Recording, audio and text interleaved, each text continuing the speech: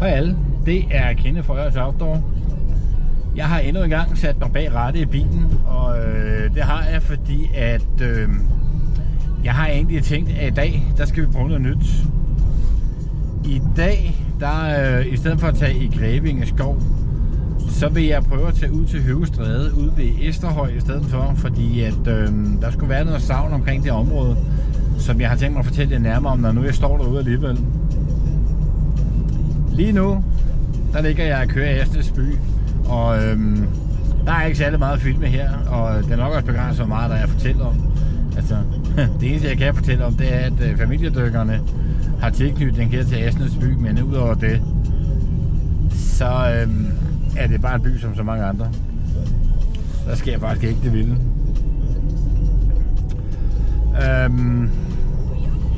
Det der lige skal nævnes i dag i forbindelse med den her video her, det er, at det blæser en del i dag, og jeg skal op og stå på en bakke, og vind kan godt få betydning for kameraet, eller hvad hedder det, for mikrofonen på kameraet. Så det skal jeg lige prøve at tage lidt højde for. Jeg kan ikke lige huske højden på den her bakke, men den er faktisk ret høj, så noget med en sten. Og jeg sad lige derhjemmefra, inden jeg kørte, og læste lidt på historikken bag den her høj her, som jeg som nævnt kommer til at fortælle lidt mere om, når vi står derude. Også afhængig af, hvor mange andre mennesker der er derude, fordi jeg er stadigvæk ikke særlig god til det her med, at skal stå og snakke til et kamera, samtidig med, at jeg har en masse mennesker omkring mig. Også fordi der er sikkert også nogle af de her mennesker, som egentlig ikke har den store interesse i at komme med på min video. Men nej, det er sådan set målet for i dag. Jeg sad sådan lidt tidligere og tænkte, at jeg skulle lave noget video i dag, men jeg kunne ikke rigtig sådan helt beslutte på, hvad det skulle være. Fordi at vi er nået midten af november måned. Vi har faktisk den 16. november i dag. Og i modsætning til resten af året, så i hvert fald hele sommersæsonen, så sker der ikke synderligt meget i år til kommunen lige pt. Det er jo i sommerperioden, at vi har masser af sommerhusgæster. Ja, flotte hvide strande, badestrande, som jeg absolut kan anbefale. Ja, og så synes jeg sommervejr. Noget lidt andet end det, jeg sidder lige nu, fordi lige nu så sidder jeg med hue og med en stor tyk vinterjakke på, og jeg er på vej herud. Nå, men så er jeg nået frem til Esterhøj, og lige nu er jeg til at jeg ved, at jeg skal påbegynde den her tur op ad trapperne og deroppe af. Hvor høj den her stigning er, det ved jeg faktisk ikke, men jeg tænker bare, at jeg begiver mig deroppe af.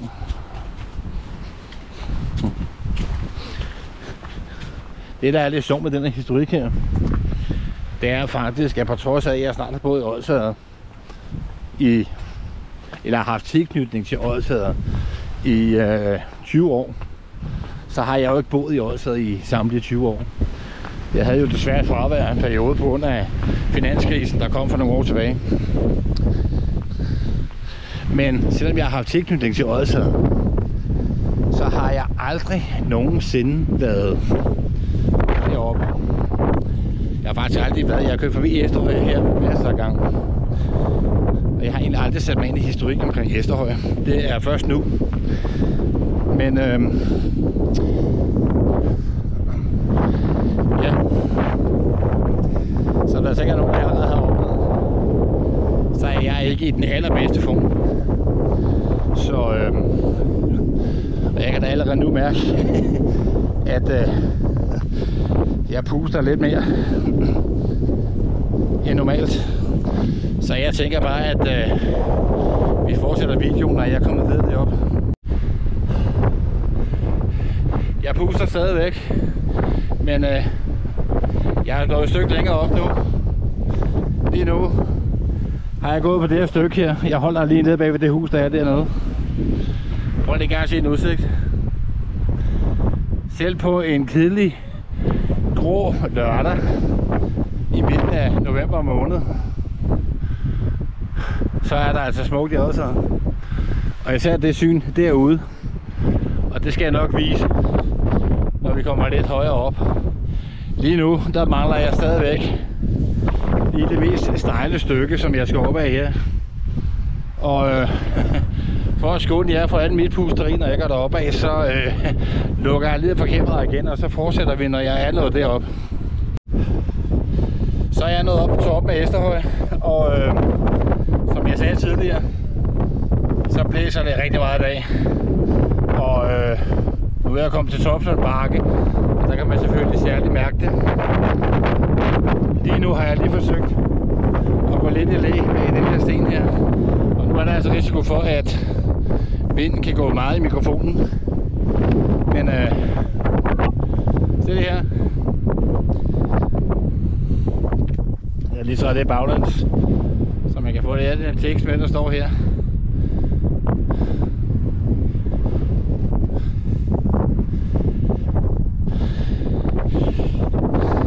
Historikken er, at den her sten faktisk blev fundet. Den lå dernede på stranden et eller andet sted. Og der var en masse heste og en masse mennesker, der brugte 14 dage på at få den trukket dernede fra og herop. Men savnet bag Esterhøj skulle vist være noget gammelt gravhøj. Men historikken går faktisk på, at der har boet en trold, eller savnet går på, at der har boet en trold inde i den her høj her. Og at den trold skulle have haft nogle skatte, som ifølge savnet stadigvæk skulle være inde i den her bakke her. Og at han havde gemt en nøgle til de her skatte under en sten ude ved Klint. Og det er jo så derude af en eller anden sted. Det her det er ting, jeg sidder og læste på, inden jeg kørte op i dag. Fordi i savnet står der også, at der var nogle kale, der fandt den her sten. Og de fik den også løftet. Men den pige, der skulle tage nøglen, hun blev så overrasket, at hun udbrød. Der er nøglen, og så forsvandt den. Fordi historikken gik faktisk på, at skulle man have fængt den her nøgle her, så måtte man ikke sige noget. Og det er det som nævnt, når jeg lige sidder og læser på ting, inden jeg står op i dag. Nu har jeg stået og filmet, og formentlig måske har jeg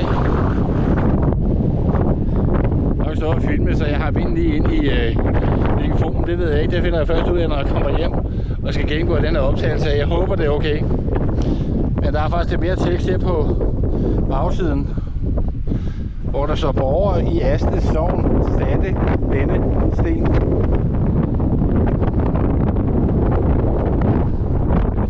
Men jeg har jo en god bekendt, som hedder Par Olsen på TikTok. Og for nylig var han oppe og skulle lave noget spøgelsesjagt op på den her sådan, høj. Fordi efter sigende, så skulle det spøge her. Det ved jeg ikke, om det gør. Og jeg kan sige, at den video, som Par Olsen har lagt ud, det er ikke fordi, at der er så meget så mange ting i den video. Der er ikke rigtig noget, der giver antydning af, at der skulle være nogle spøgelser her. Men jeg tænker at prøve at gå lidt rundt. Men inden jeg går videre, så vil jeg lige vise noget. Fordi noget af det allerførste, som jeg faldt for, da jeg flyttede til Odsherred, det var den udsigt der. Det dernede, det er Sejrøbugten. Og om sommeren, der er dernede bag træerne, der er jo sandstrand hele vejen rundt, hvor du har Højby Lyng derude af. Men hernede ved Høge Strand, der tilbringer jeg utrolig meget tid om sommeren. Og hvis man synes, at den der udsigt, den er smuk lige nu, så vil jeg anbefale at komme op og se den på en sommerdag, hvor solen skinner med blå himmel og den vilde hvide sandstrand. Det er vitterligt et smukt syn. Det er sådan et rigtig postkort-billede. Men jeg skal lige se her, fordi der er godt nok en sti, der går den vej ned. Jeg tror altså, at jeg tager trappen. I håber om ikke at falde. For det skulle da lige være et hit.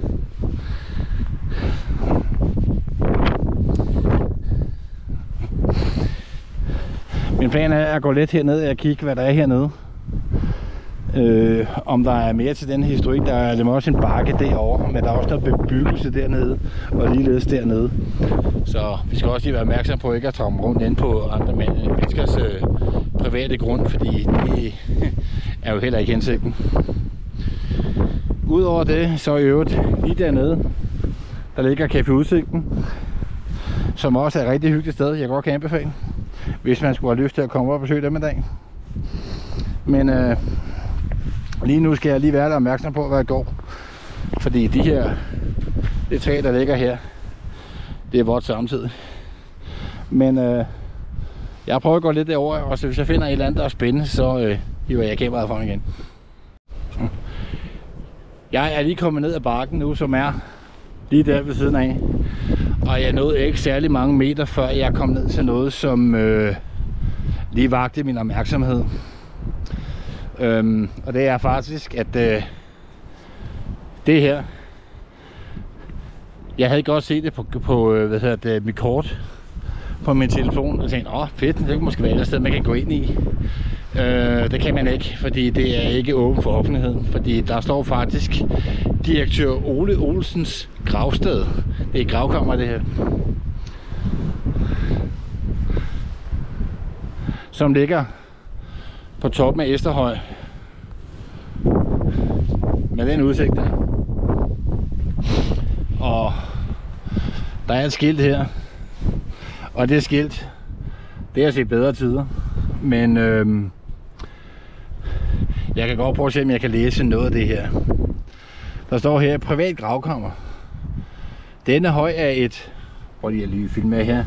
Denne høj er et privat gravkammer for direktør Ole Olsen, som levede fra 1863 til 1943.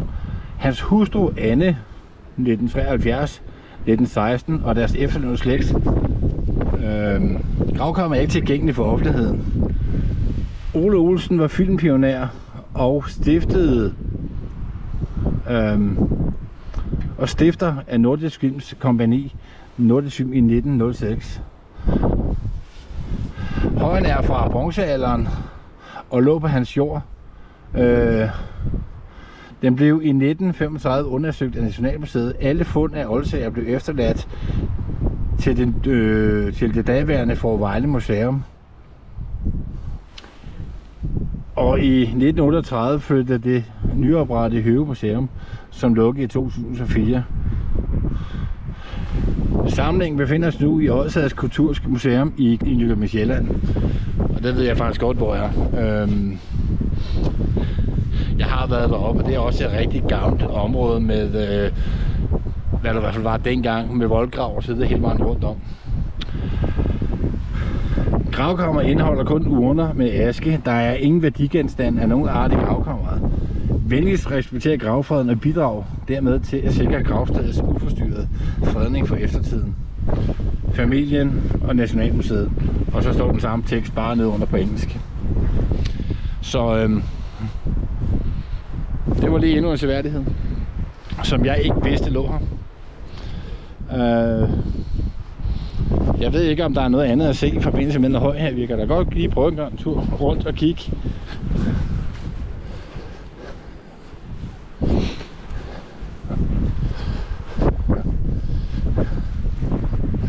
Der er en trappe, der går op til de der udluftninger, der sidder deroppe.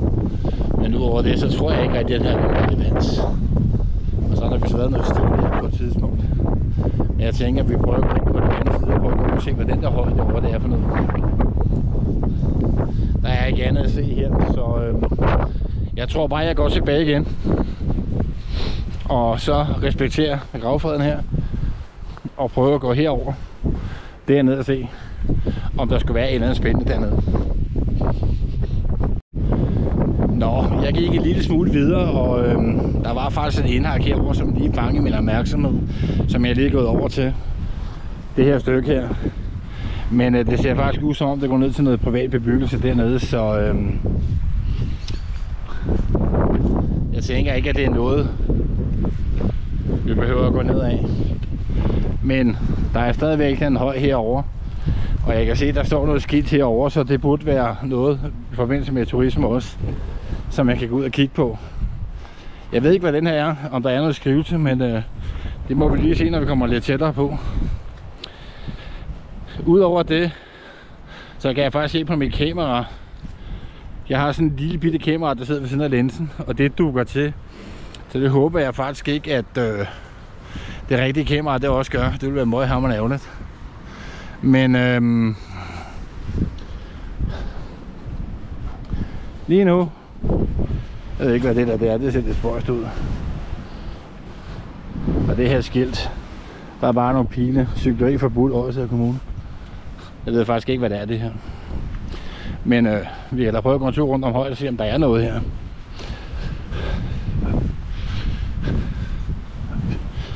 Jeg kan se at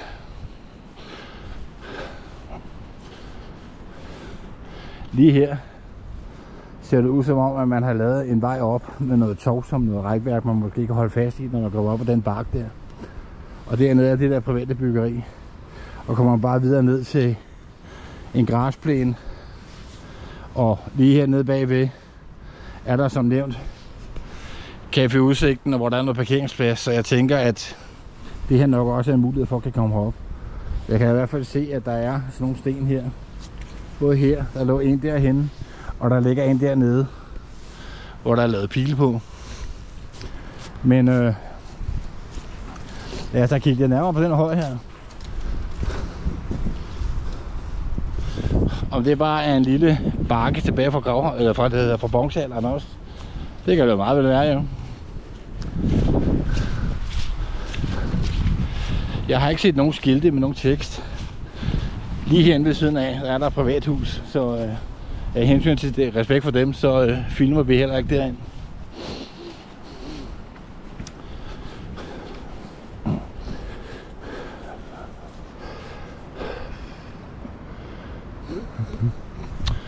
Ja, det er jo ikke fordi der er så forfærdeligt meget at se.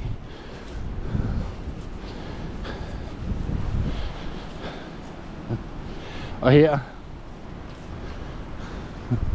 der er den gamle sti, som jeg snakkede om før, som det ser ud som det er noget tid siden den er blevet vedligeholdt. Og ja, den slutter her, og så er der udgang her. Og der er faktisk en til de her sten her med en pil på, og det er der også derovre. Så det er bare et tegn på, at det er ruten, man kan gå rundt om. Jeg tænker dog lige, at inden jeg går ned igen, er jeg i hvert fald lige skal heroppe og kigge en gang, om der er noget ud over udsigten.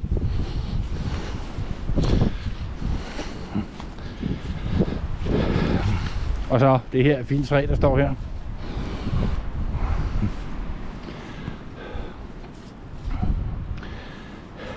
Som nævnt,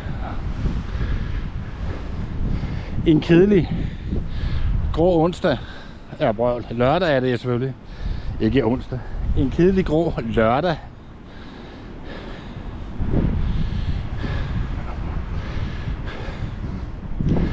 Derude, hvor man kan se alle de der vindmøller, der står ude.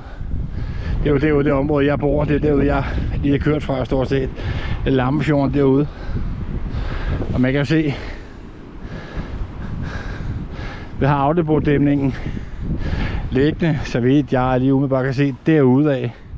Og så alt det her flade hernede. Det er jo gamle havbund, som fortsætter så langt derude af. Ude ved Forvejle og videre ud mod Snærtinge. Men alt det flade, man kan se dernede, det er gamle havbund, som er blevet inddæmret for at have marker, som man kunne lave, så diverse ting og sager på. En spændende historik, et smukt område, og et lidt større område, end jeg egentlig først havde forestillet mig, det her Esterhøj her. Jeg er selv roligt på at begive mig ned ad den her bakke igen. Og den er lidt stejl. Jeg ved ikke, hvor meget kameraet det viser, fordi det kan også godt snyde lidt. Så det er meget, meget små skridt, fordi jeg gider ikke at falde.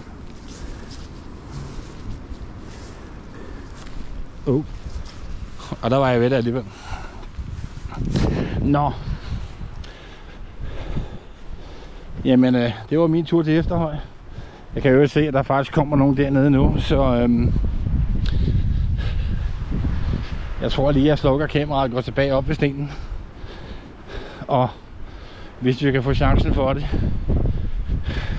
nyder lidt mere udsigten, inden jeg går ned igen. Så når jeg er tilbage op på Efterhøj, som man kan se, så står jeg oppe af stenen lige nu. Og jeg har vinden stående direkte ind i ansigtet. Der kom lige nogle mennesker, som var lige i skub og kigge også. Og jeg tænkte lige, at lige til det sidste del af udsigten her, inden jeg tager turen ned igen. Vi har Ordrup derude. Radiotårnet der lige fremme, som hører under TDC. Og der skulle være nogle meget gamle lokaler derude, som ikke bliver brugt mere. Eller det er faktisk forkert, fordi jeg synes, jeg har hørt noget om, enten at det er blevet udlejet eller er blevet solgt ud til andre. Jeg har for mange år siden ude i de bygninger.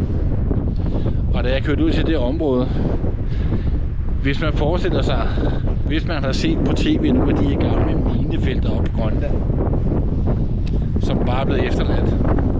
Det område, jeg kommer op til, det mindes så utroligt meget om det. Desværre så er det et privat område, så man kan ikke bare lige køre ud og filme det område der, så jeg kan kun fortælle om det. Men det er lige derude ved Radiotårnet.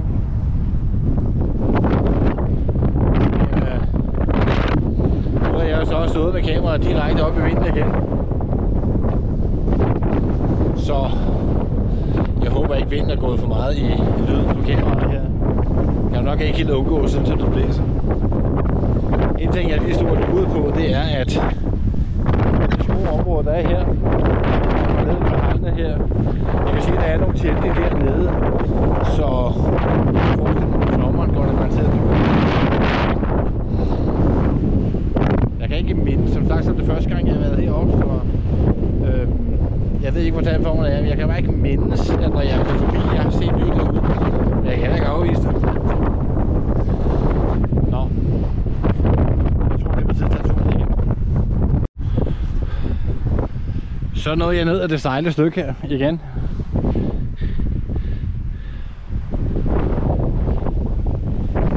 Ja, det er hårdt at gå op og ned, når man er så dårlig form, som jeg er. En ting, der er sjovt i ørerne, fordi nu står jeg og snakker om før, en kedelig grå lørdag i november. Og det pudsige, det er faktisk, at her den kommende uge, nu er det faktisk varslet sne.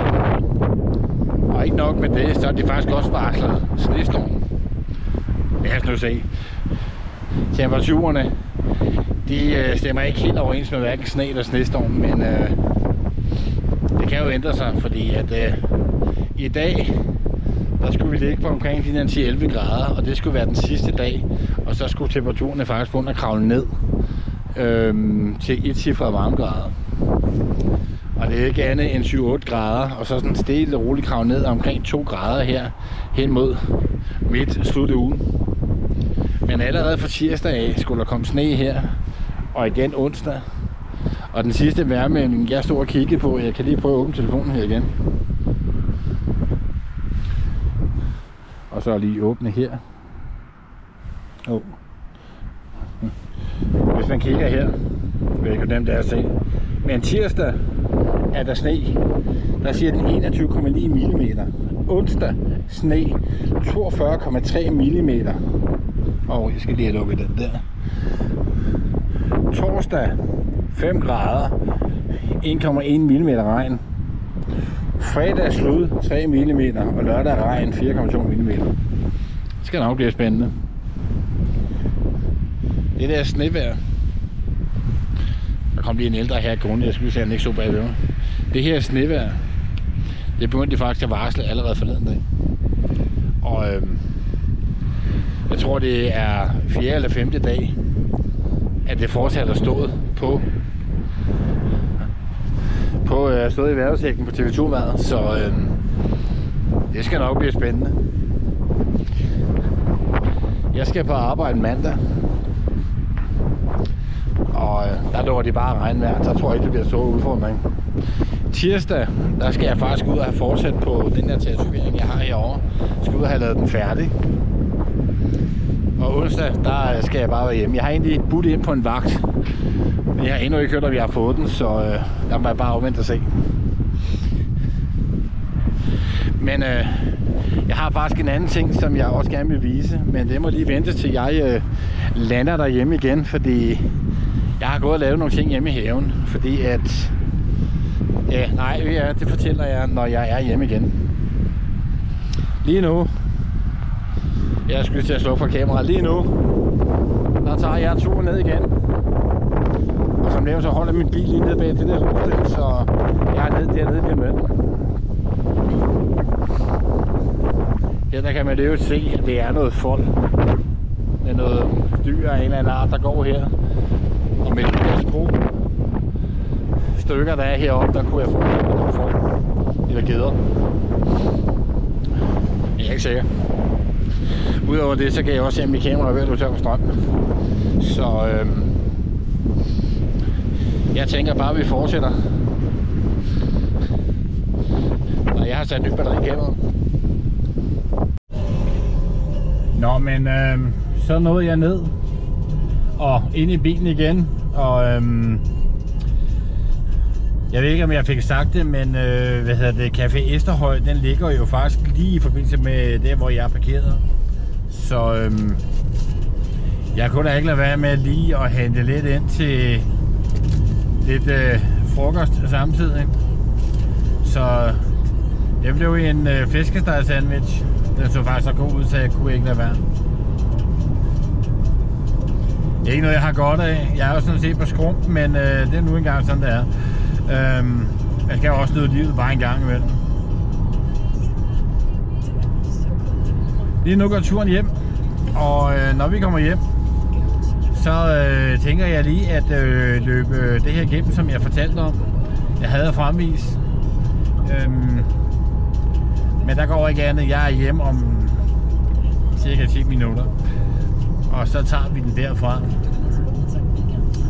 Meget mere er der sådan set ikke rigtig fortælle om det her. Sådan, altså udover udsigten, som man kunne se med Sejrøbugten og Overdrup og Lammefjorden og så videre. Og så Esterhøj.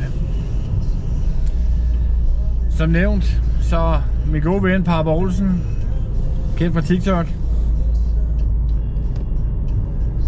havde valgt at gå på spøgelsesjagt på Esterhøj her for nogle uger siden. Og den video jeg så, det var ikke fordi han fangede mange spøgelser. Tværtimod, så var der faktisk utrolig stille. Men jeg har skrevet til ham, at næste gang, så vil jeg med. Så det håber der på, at han lytter til. Og husk at invitere. Og så håber vi på, at det ikke bliver en aften, hvor jeg skal over på arbejde dagen efter. Men det må vi se. Men som nævnt, vi fortsætter, når jeg kommer hjem. Så er jeg nået retur igen, og går nu rundt herude i min egen have.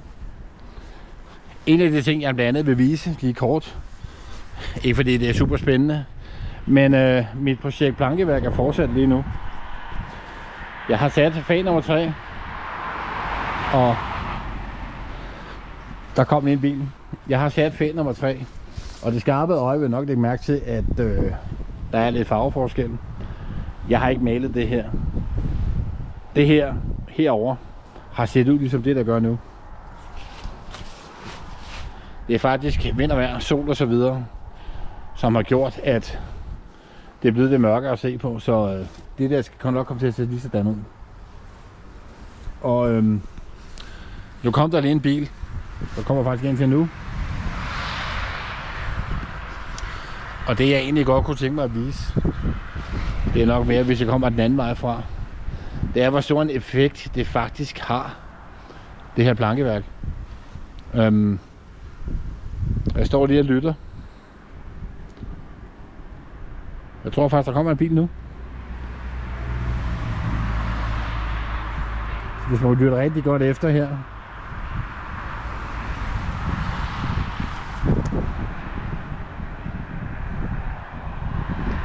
Så kan man høre det ud. Der kommer en bil nu. Og prøv en gang at lytte.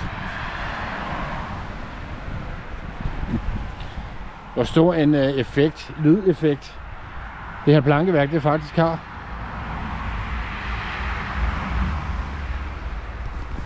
Hvor meget lyden bliver dæmpet lige snart det kommer op på den anden side af det plankeværk. Så det er et projekt, der kommer til at fortsætte. Jeg hørte lige fra den anden grundejerforening, der ligger herovre bagved, at de kalder faktisk vejen derude for Gislinge motorvejen. Det er jo bare en landevej, men folk er jo fuldstændig ligeglade med fartbegrænsningerne derude. Og derfor har den nu fået navnet Gislinge motorvejen. Hvor der er alt for høj hastighed, hvilket jo faktisk jo også netop er oversendt til det plankeværk her. Det er jo for at fordæmpe den støj. Men det koster næsten 1000 kroner per sektion af det her, der skal laves. Og nu skal jeg lige prøve en gang at gå lidt ned her. Det er herfra. Og så er det på den anden side af det græntræ der. Jeg tror, der er omkring 19 sektioner, jeg regner mig sammen til, der skulle være i alt. Så der er lige et lille stykke vej. Så når det her plankeværk engang er færdigt, derned til, hvis ikke materialerne stiger alt for meget, så vil det have kostet mig omkring 19.000 at bygge. Alternativt, det er, at vi soveværelse er lige inde bag det der. Og for det første, om vinteren, som I kan se, der kan folk kigge direkte igennem den der hæk og direkte ind. Så når jeg står og ved at klæde om, eller hvad jeg nu gør herinde, så kan folk faktisk sidde og kigge ind, og det synes jeg ikke er super hyggeligt. Og som sagt, så er der også den der støj. Fordi, som jeg har sagt i nogle af mine andre videoer, min stue, den er lige derinde. Og lige herovre på den anden side, der er min terrasse. Jeg kan lige prøve at gå herover og kigge. Jeg har også vist det før. Min terrasse er derinde. Lige nu er den dækket af noget præsending for at I forsøger at skabe lidt læ. Og det har faktisk hjulpet på varme også, kan jeg sige. Men om sommeren, når døre og vinduer står åbne derinde på terrassen, der oplever jeg tit, at mit fjernsyn faktisk bliver overdøvet på grund af trafik herude fra vejen af. Så ja, det er faktisk derfor, at jeg gerne vil have... Det var ikke slemt, han kørte faktisk pænt ham der. Men det er faktisk årsagen til, at jeg gerne vil have lavet det om. Men det var egentlig slet ikke det, jeg skulle vise. Det jeg egentlig ville fortælle, det er, at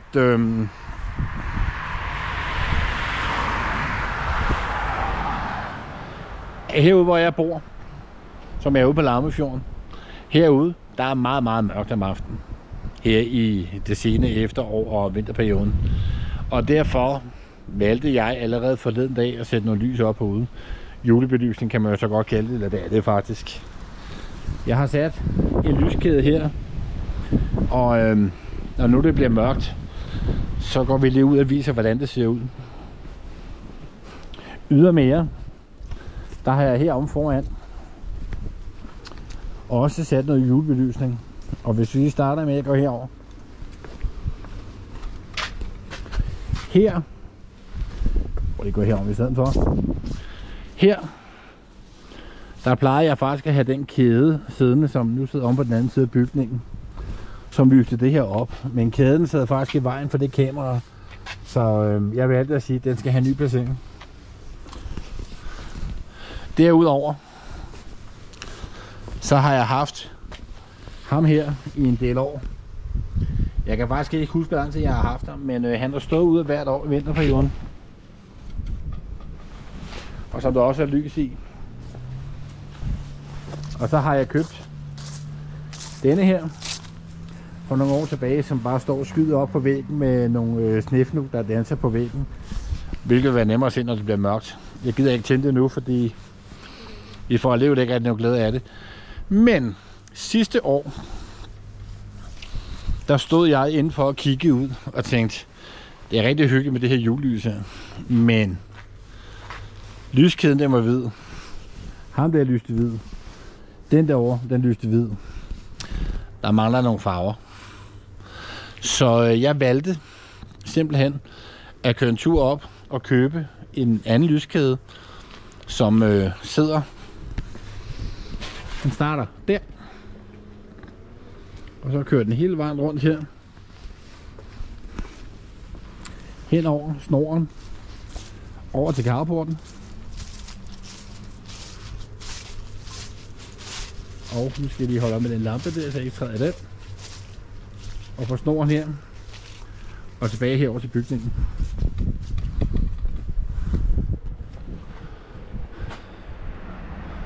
Jeg kunne godt have lavet det en lille smule anderledes, fordi at der er faktisk dobbeltlys hen til, nu skal jeg se en gang, hvor det er. Det var ledningen.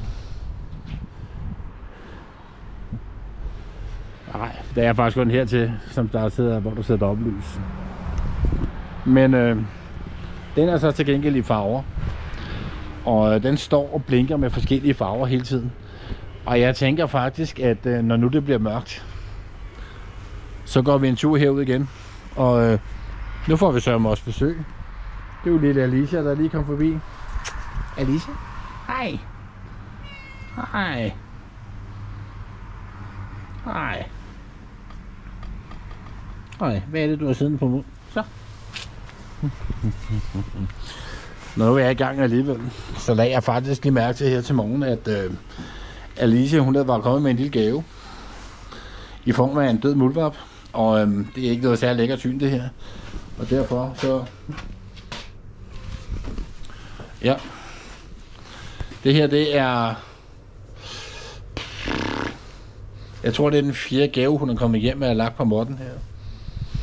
Hun har haft en mus.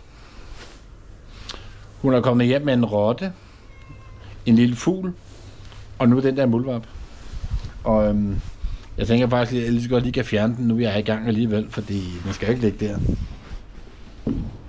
Men det skal jeg nok skåne jer for. Men som nævnt, så tænker jeg, at når det bliver mørkt, så går vi en tur igen. Jeg glemte jo lige en ting. Jeg har nemlig investeret i en ting mere. Og det er de her isharper, der hænger her. Og de lyser også hvidt. Og de står også bare ligesom med et lys, der løber ned sådan her igennem den der hele tiden. Men det kan vi også se på, når det bliver mørkt. Ja. Nu vil jeg lige få flyttet den der muldvarp der, og så vil jeg gå ind og spise den der mad, jeg tog med hjem. Så blev klokken 7, og nu tændte alle de her forskellige lys, som jeg har snakket om tidligere. Det er også blevet mørkt, og jeg kan godt regne ud, man kan dårligt se mig lige nu, men det er heller ikke så vigtigt, fordi at det her, det har jeg sat op heromme på den her side af huset, fordi heromme var der meget mørkt. Og jeg kan også se, at jeg skal nok lige lidt tættere herover af, for at I kan se mig. Sådan der. Det er jeg blevet rigtig, rigtig glad for det her, fordi det viser både, der er liv. Og herover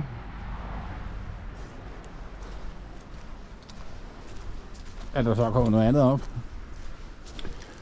Nu kan vi lige starte fra en ende af med at vise alt det her forskellige, som jeg snakker om tidligere. Vi har ham snemanden her, som bare står sådan her og lyser op. Herovre på væggen.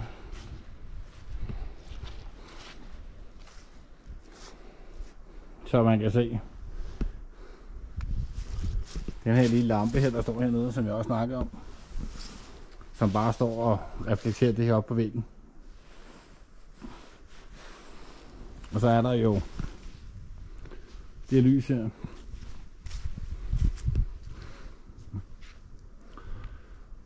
Som jeg satte op. Og sidst men ikke mindst, er der så istarverne her på væggen.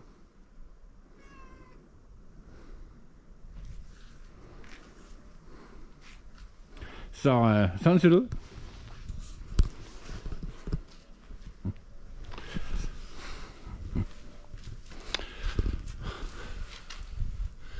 Og jeg er nok den, der er sværest at se lige nu. Og det gør det nok heller ikke bedre, at jeg render rundt i en sort jakke.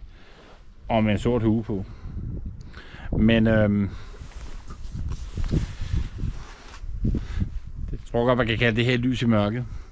Og hyggeligt er det i hvert fald. Jeg kan prøve en gang at gå herover.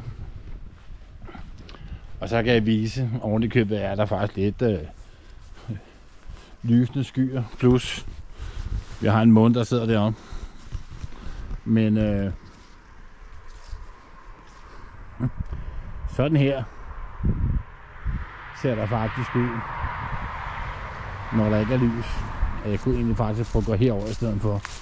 Fordi der bliver vi ikke generet af alt det her modlys her. Jeg har godt nok en genbrug der heroppe, som har lys på over på den anden side. Men sådan her ser der ud. I aften-nattetimerne herude. Så der er mørkt. Så det der, det gør en lille forskel. Og ja, oprindelige plan var, at det skulle have været op den 1. december. Det blev det så ikke helt til. Det blev midt af november i stedet for. Til gengæld kan jeg så afsløre, at når man rammer 1. januar, så ryger det helt ned igen. Så det bliver her fra midten af november, hele december måned og 1. januar. Så er det slut igen. Men det var bare lige for at vise, hvad jeg har lavet herhjemme. Jeg skal lige herover, så vi kan få noget lys på igen.